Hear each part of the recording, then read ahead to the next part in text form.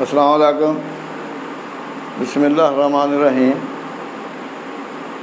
तो कल हम डिस्कस कर रहे थे मैमल्स, और उसमें हमने वार्म इन्वायरमेंट और कोल्ड इन्वायरमेंट उनको स्टडी किया, और उसमें हमने देखा कि मैमल्स में हीट एक्सचेंज को कैसे रेगुलेट किया जाता है। तो आज हम जो स्टडी करेंगे हाइपोथैलेमस। हाइपोथैलेमस ये ब्रेन का पार्ट है, और ये पार्ट टेम्परेचर को रेगुलेट करता है। इसलिए ये कहा जाता है कि हमारे बॉडी का जो थर्मोस्टेट है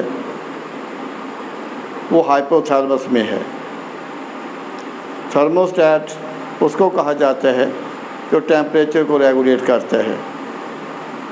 जैसे आप फ्रीज़र को देख लें, फ्रिज को देख लें, ओवन को देख लें, इस्त्री को देख लें, उसमें थर्मोस्टेट मौजूद होते हैं, और वो थर्मोस्टेट टेम्परेचर को रेगुलेट करते हैं। तो इस तरह से हमारा जो ब्रेन है उसका part hypothalamus act as thermostat. तो वो थर्मोस्टेट के तौर पर एक्ट करेगा।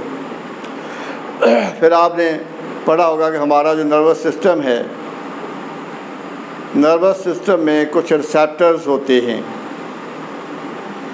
अब रिसेप्टर्स उनको कहा जाता है जो स्टिमुलस को रिसीव करते हैं, और स्टिमुलस माहौल के अंदर, या बॉडी के अंदर, या बॉडी के बाहर कोई चेंज आती है और जानदार उस चेंज को डिटेक्ट कर ले, उसको स्टिमुलस कहा जाता है। तो जहाँ पर स्टिमुलस टेम्परेचर होगा।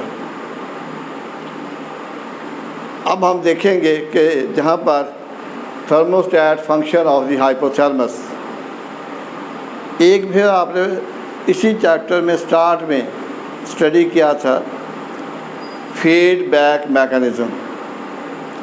तो फीडबैक मैकेनिज़्म जिसमें जो कंट्रोलिंग मैकेनिज़्म होते हैं, जो किसी रिएक्शन को कंट्रोल कर रहा होता है, वो इट सेल्फ कंट्रोल्ड हो जाएगा, वो खुद कंट्रोल हो जाएगा by the products of the reaction. यानी जो वो प्रोडक्ट्स बना रहा होता है वही प्रोडक्ट्स उसको कंट्रोल करना शुरू कर देते हैं। उसको फीडबैक मैकेनिज़्म कहा जाता है। तो अब ये जो थर्मोस्टेट फंक्शन है, इसमें मेजर फीडबैक मैकेनिज़्म ऑपरेट करता है, और जिसकी वजह से बॉडी का टेम्परेचर रेगुलेट होते हैं। अब हमारे बॉडी का टेम्परेचर 37 डिग्री सेंटीग्रेड है, क्या इसको 98.6 डिग्री फ़ारेनहीट कहा जाता है। तो बॉडी इसको मेंटेन रखता है। हालांकि इसमें वेरिएशंस आती हैं। वेरिएशंस आप ये कह लें कि 36.1, 37.8, यानी 36 और 38 के दरमियान टेम्परेचर फ्लक्चुएट करते हैं, टेम्परेचर में उतार चढ़ाव आते हैं। 36.1 डिग्री सेंटीग्रेड और 37.8 डिग्री सेंटीग्रेड, इसमें फ्लक्चुएशन आती है। और ये जो फ्लक्चुएशन है ये देख सकते हैं आप कि 36.1, 37.8, तो ये एक नैरो रेंज में होगी, और बॉडी इसको रेगुलेट करेगा। अब वो कैसे रेगुलेट होगा? अब जहाँ पर ये डायग्राम, इससे आपको मुकम्मल समझ आ जाएगी कि ये कैसे होगा। हाँ, तो मैं रिसेप्टर की बात कर रहा था रिसेप्टर्स उनको कहा जाता है, उन न्यूरॉन्स को कहा जाता है, उन सेल्स को कहा जाता है जो स्टिमुलस को रिसीव करते हैं। अब जो टेम्परेचर को रिसीव करते हैं उनको थर्मो रिसेप्टर कहा जाता है। थर्मो रिसेप्टर, उनको थर्मो रिसेप्टर का नाम दिया जाता है, थर्मो रिसेप्टर्स। अब ये जो थर्मो रिसेप्टर्स हैं ये ब्लड में मौजूद होते हैं, ब्लड वेसल्स में मौजूद होंगे, और जैसे ही ब्लड में हीट ज़्यादा होगी, ब्लड का टेम्परेचर जब राइज़ करेगा तो ये जो थर्मो रिसेप्टर्स हैं उसको डिटेक्ट करते हैं और उसका मैसेज फौरी तौर पर ब्रेन में जाएगा। रिसेप्टर के जो हाइपोथैलेमस है उसके पास जाता है। तो हाइपोथैलेमस उस इंफॉर्मेशन को रिसीव करता है और उसके मुताबिक वो बॉडी पार्ट्स को एक्टिवेट करेगा। अगर तो टेम्परेचर ज़्यादा हो रहा है तो कूलिंग मैकेनिज़्म ऑपरेट हो जाएगा, और अगर टेम्परेचर कम हो रहा है तो फिर वार्मिंग अपरेटस वो ऑन हो जाएगा। इस तरह से बॉडी टेम्परेचर को रेगुलेट करेगा। मसलन जहाँ पर देखें मैंने जहाँ लिखा begin here, increase temperature, body का टेम्परेचर जब इंक्रीज़ हो रहा है ड्यू टू एक्सरसाइजिंग, एक्सरसाइज करने की वजह से, या सराउंडिंग, जहाँ हमारे माहौल का जो टेम्परेचर है वो ज़्यादा है, जिसकी वजह से बॉडी हीट को अब्जॉर्ब करता है और बॉडी का टेम्परेचर भी इंक्रीज़ होना शुरू हो जाएगा। इन हालात में अगर ऐसी सूरत डेवलप होती है तो इसकी जो इंफॉर्मेशन है, अब ये इम्बैलेंस डेवलप होगा, इम्बैलेंस। अब जहाँ पर क्या होगा कि thermostat hypothalamus activates cooling mechanism, और जहाँ पर कूलिंग मैकेनिज़्म स्टार्ट हो जाएगा, कूलिंग मैकेनिज़्म, और इसको पॉजिटिव फीडबैक कहा जाता है कि इसमें कूलिंग मैकेनिज़्म स्टार्ट हो जाएगा। और कूलिंग मैकेनिज़्म में जैसे कल आपने पढ़ा था, मैंने आपको बताया था कि जो एक होता है उसको हम कहते हैं वैसो कंस्ट्रिक्शन, यानी जो ब्लड वेसल्स कंस्ट्रिक्ट करना शुरू कर देती हैं, ख़ास तौर पर जो स्किन में ब्लड कैपिलरीज होंगी वो कंस्ट्रिक्ट करना शुरू कर देती हैं, और जिसकी वजह से स्किन की तरफ ये उन हालात में होगा अगर टेम्परेचर जो है वो कम हो रहा हो, सॉरी ज़्यादा हो रहा, टेम्परेचर उसको आप कह दें कि कम है बॉडी का, उस सूरत में ऐसा होगा। अब जहाँ पर thermostat hypothalamus activates cooling mechanism, अब क्या होगा कि स्किन ब्लड वेसल्स डायलेट हो जाएंगी, क्योंकि ब्लड में हीट ज़्यादा है तो उस हीट को रिमूव करना है, इसलिए स्किन की कैपिलरीज डायलेट हो जाएंगी, स्किन की तरफ खून की सप्लाई ज़्यादा हो जाएगी। तो जब स्किन की तरफ खून की सप्लाई ज़्यादा होगी, वार्म ब्लड स्किन की तरफ आएगा तो उस ब्लड से हीट बाहर रेडिएट हो जाएगी। अब पहला उसमें क्या होगा, skin blood vessels dilate, heat radiate from skin, और दूसरा क्या होता है कि स्वेट ग्लैंड्स एक्टिवेटेड, कि पसीना लाने वाले गदूद वो एक्टिवेट हो जाते हैं, पसीना आना शुरू हो जाएगा, एवेपोरेटिव कूलिंग होगी, ये भी कल हमने किया था, एवेपोरेटिव कूलिंग स्टार्ट हो जाएगी। अब ये जो दो चेंजेस जो आई हैं इसकी वजह से बॉडी का टेम्परेचर डिक्रीज़ होना शुरू हो जाएगा। अब जहाँ पर क्या है कि बॉडी टेम्परेचर डिक्रीज़ हो रहा है और जो थर्मोस्टेट वो शट्स ऑफ कूलिंग मैकेनिज़्म, जनाब जो कूलिंग मैकेनिज़्म है वो शट डाउन हो जाएगा, कूलिंग मैकेनिज़्म रुक जाएगा, इसको नेगेटिव फीडबैक कहा जाएगा। या बिगेन हेयर, जैसे जहाँ से स्टार्ट कर दें। अब जहाँ से जब हम स्टार्ट करते हैं, जहाँ पर है decrease blood temperature due to cold surroundings, कि कोल्ड सराउंडिंग की वजह से बॉडी का टेम्परेचर कम हो जाता है। अब बॉडी का टेम्परेचर जो है वो कम हो गया है सर्दी की वजह से, कोल्ड सराउंडिंग की वजह से। अब इन हालात में क्या होगा, अब इसकी जो इन्फॉर्मेशन है वो भी किसके पास जाएगी, हाइपोथैलेमस के पास जाएगी। Body temperature cooler than hypothalamus set point. अब जो हाइपोथैलेमस सेट पॉइंट है वो तो 37 डिग्री सेंटीग्रेड है, वो 37 पर सेट है। जिस तरह से आप फ्रीज़र का पॉइंट सेट कर देते हैं, 36 का कर देते हैं, 34 का कर देते हैं, इस तरह से इस्त्री है उसका कोई पॉइंट आप फिक्स कर देते हैं जितनी हीट रिक्वायर्ड होती है, तो वो उसका सेट पॉइंट होगा। इस तरह से जो हाइपोथैलेमस है उसका जो सेट पॉइंट होगा वो 37 डिग्री सेंटीग्रेड। अब जहाँ पर टेम्परेचर थर्मोस्टेट सेट पॉइंट से कम होना शुरू हो जाएगा। अब जब ये कम होना शुरू होगा तो उसके नतीजे के तौर पर क्या होगा, thermostat hypothalamus activates warming mechanism.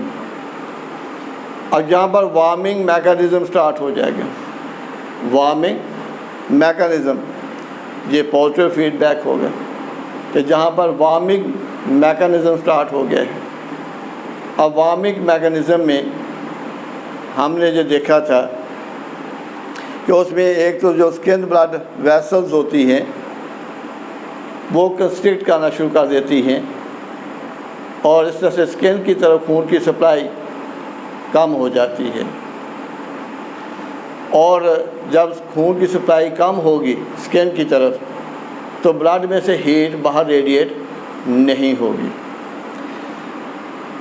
इस तरह से reducing heat from skin surface, यानी इस तरह से स्किन सरफेस से हीट रेडिएट कम हो जाएगी। और दूसरे नंबर पर क्या होगा कि skeletal muscles activate, skeletal muscle activate हो जाएंगे। अब जब स्केलेटल मसल एक्टिवेट करते हैं यानी वो कंट्रैक्ट करना शुरू कर देते हैं, उनकी कंट्रैक्शन होती है, रिलैक्सेशन होती है, तो उसके नतीजे के तौर पर वहाँ पर हीट प्रोड्यूस होगी। अब कल हमने डिस्कस किया था कि ये दो तरह से होगी, एक को कहते हैं शिवरिंग थर्मोजेनेसिस और दूसरी को कहा जाता है नॉन शिवरिंग थर्मोजेनेसिस। यानी एक में मसल की कंट्रैक्शन होती है और एक जो है उसमें मसल की कंट्रैक्शन नहीं होती, हार्मोन की वजह से होगा। किसकी वजह से? हार्मोन की वजह से होगा। और जिसके नतीजे के तौर पर क्या होगा कि बॉडी का जो टेम्परेचर है ये इंक्रीज़ होना शुरू हो जाएगा और इस तरह से जो थर्मोस्टेट शट्स ऑफ, तो उसके बाद वो जो थर्मोस्टेट मैकेनिज़्म है, वार्मिंग मैकेनिज़्म, वो शट ऑफ हो जाएगा, वो बंद हो जाएगा। उसके बाद फिर वही कूलिंग मैकेनिज़्म स्टार्ट हो जाएगा। यानी इस तरह से ये एक साइकिल की सूरत में ये सारा प्रोसेस होता है।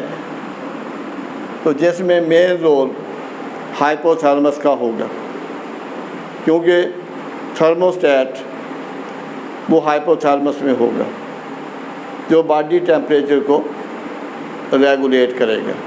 तो ये था सारा कि ये किस तरीके से हमारा बॉडी टेम्परेचर को या माहौल के साथ हीट एक्सचेंज को रेगुलेट करेगा।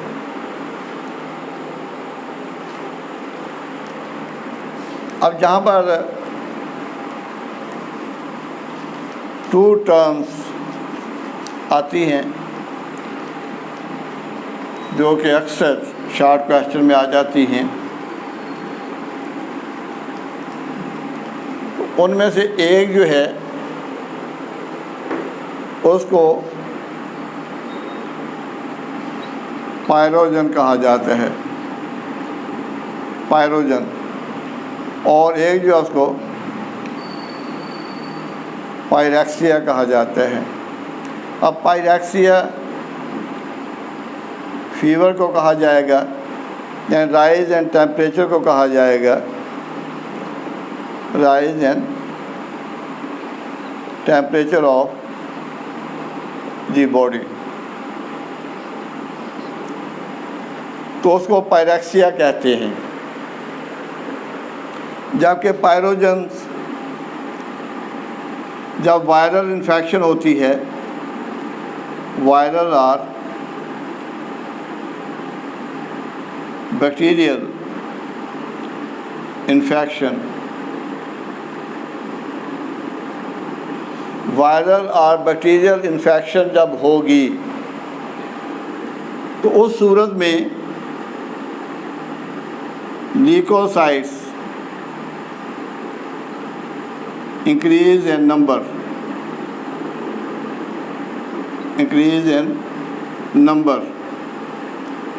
ल्यूकोसाइट्स वाइट ब्लड सेल को कहा जाएगा, white blood cells, white blood sales.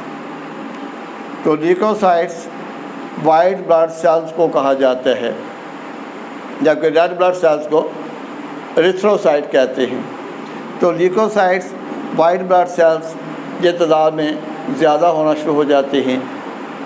अब ये जो वायरस है, बैक्टीरिया है और ल्यूकोसाइट्स हैं, ये सिक्रीट करते हैं केमिकल्स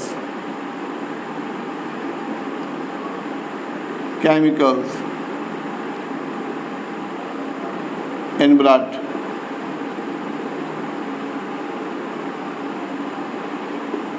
तो जब ब्लड में केमिकल्स खारिज करते हैं, अब इन केमिकल्स की वजह से ब्लड में जो केमिकल्स होंगे, उन केमिकल्स की वजह से